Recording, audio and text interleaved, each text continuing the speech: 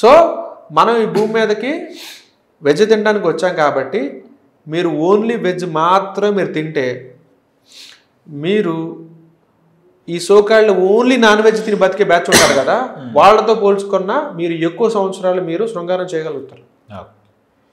And veg అంటే కూడా మీరు ఎలా తినాలి, మొత్తాన్ని వండేసుకుని తినటం కాదు, మళ్ళీ ఇది కూడా తప్పే. లైవ్ మెటీరియల్ తినాలి. మీరు ఎలాంటి ఫుడ్ తినాలి అంటే మీరు తినబోయే ఫుడ్ అది భూమిలో పాతి పెడితే మళ్ళీ మొక్క రావాలి. లైక్ స్ప్రౌట్స్ తీసుకోండి, మీకు మొక్కలు వస్తాయి. మీరు డ్రై ఫ్రూట్స్ తీసుకోండి, భూమిలో అలా వేసి వదిలేస్తే మళ్ళీ అవి చెట్లు అయిపోతాయి. మీరు ఫ్రూట్స్ తీసుకోండి, అవి మళ్ళీ చెట్లు అయిపోతాయి. మీరు వెజిటేబుల్స్ తీసుకోండి, అవి మళ్ళీ చెట్లు అయిపోతాయి. ఇలాగా వాటిలో ప్రాణం ఉన్నప్పుడు మాత్రమే మీరు తింటే మీలో ప్రాణశక్తి మేలుకుంటుంది, మీ సెల్స్కి ఎనర్జీ వచ్చింది, మీ గట్ బ్యాక్టీరియా రిపేర్ అవుతుంది. మీకు ఎక్కువ గట్ బ్యాక్టీరియా, మన లోపల 1000 టైప్ ఆఫ్ గట్ బ్యాక్టీరియా ఉంటాయండి.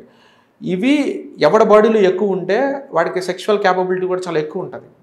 సో మీరు ఎన్ని సంవత్సరాలు బతుకుతున్న ముందు సంవత్సరం దాకా, అంటే మీరు చావడానికి ముందు సంవత్సరం దాకా కూడా మీరు కాపురం చేయ కెపాసిటీ మీకు కావాలి అంటే మీరు లైవ్ మెటీరియల్ తినాలి.